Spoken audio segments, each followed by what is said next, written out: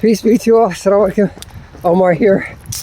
I wanted to give a word of encouragement to you guys who may have seen your profession or the academic sojourn, which you are currently pursuing, put on the list of non-professional degrees. To that I say, as somebody who got his start in nursing back in 1990 as a CNA whilst pursuing a nursing degree, you can't do anything about these people and their machinations. You can pray, you can politic, try to meet with your lobbyist groups of your various professional organizations. You can talk to your congressperson and that kind of thing. But above all, you can take pride in your profession. Don't let some person, some man far away who makes these decisions that have deleterious effects on people's lives make you feel bad about your goals and what you do. And also try to be a consummate professional. There's certifications that I'm still trying to garner in conjunction with my physician assistant certification.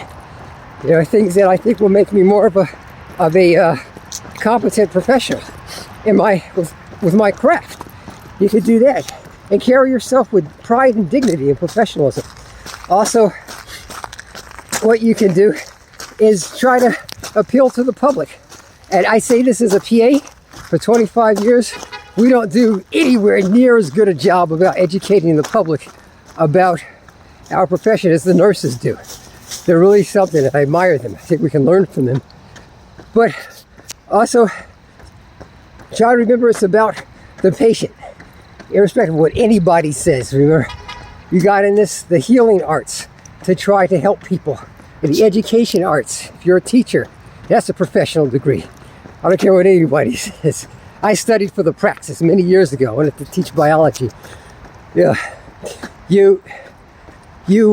got into these things to try to be a service to your creator, however you perceive that to be, and or serve your community and then help yourself and your family.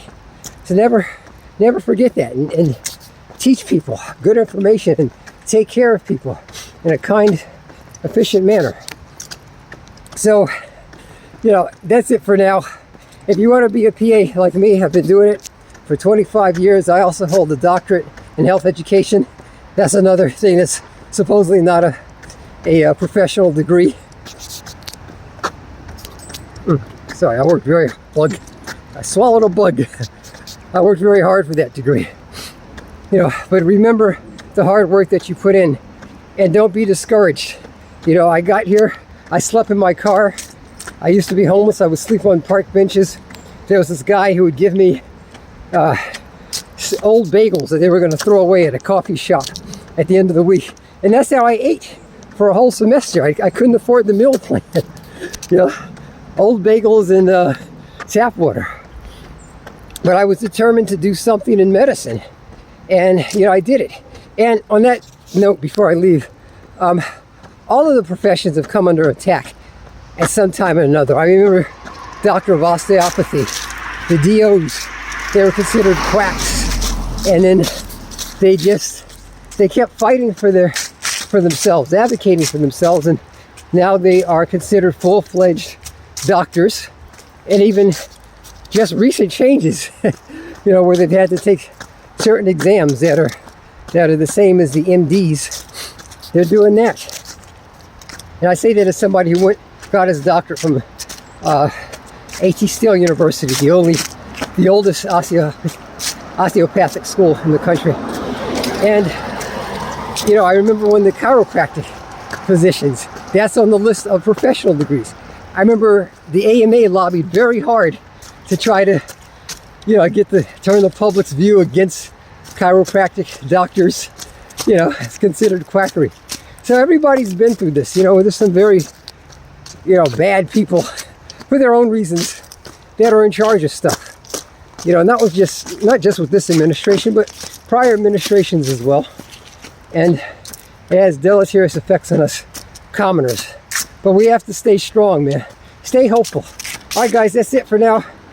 I wish you guys the best of success in your positive endeavors. I wish you guys peace. Take care.